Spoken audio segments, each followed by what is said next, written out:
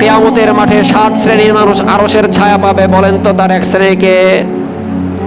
তার এক শ্রেণী হচ্ছে, কোন মহিলা যখন একজন যুবককে এসে বলে, হে যুবক, আমি তোমার সাথে জিনায় লিপ্ত হতে চাই, হে যুবক, আমি তোমার সাথে আমার অঙ্গরঙ্গ দেখাতে চাই, হে যুবক, আমি তোমার সাথে পার্সোনাল সময় কাটাতে চাই।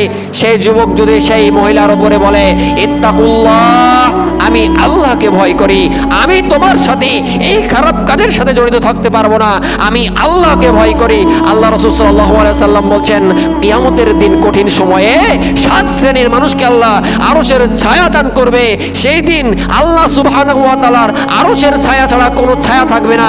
সেই দিন ওই যুবক আল্লাহকে ভয় করার কারণে ওই যুবককে আল্লাহ সুবহানাহু ওয়া তাআলা আরশের ছায়ার নিচে স্থান দিয়ে দেবে। সুবহানাল্লাহ বলেন।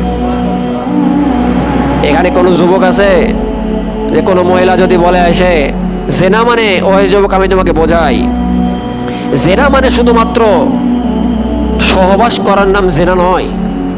জেনা মানে শুধুমাত্র সহবাস করার নাম জেনা নয়। রাসূল সাল্লাল্লাহু আলাইহি সাল্লাম বলছেন, জেনা হচ্ছে কয়েক প্রকার।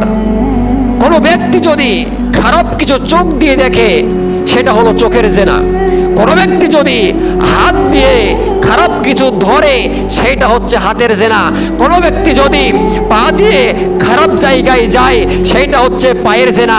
ও হে যুবক, আমি তোমাকে বলি, শুধুমাত্র জেনা বলতে আমরা যেটা বুঝি এইটা জেনা নয়। আমাদের চোখের জেনা হয়, হাতের জেনা হয়, পায়ের জেনা হয়, শরীরের সর্ব অঙ্গের প্রত্যেকটি অঙ্গের জেনা হয় যখন তুমি খারাপ কাজের সাথে লিপ্ত হয়ে যাও।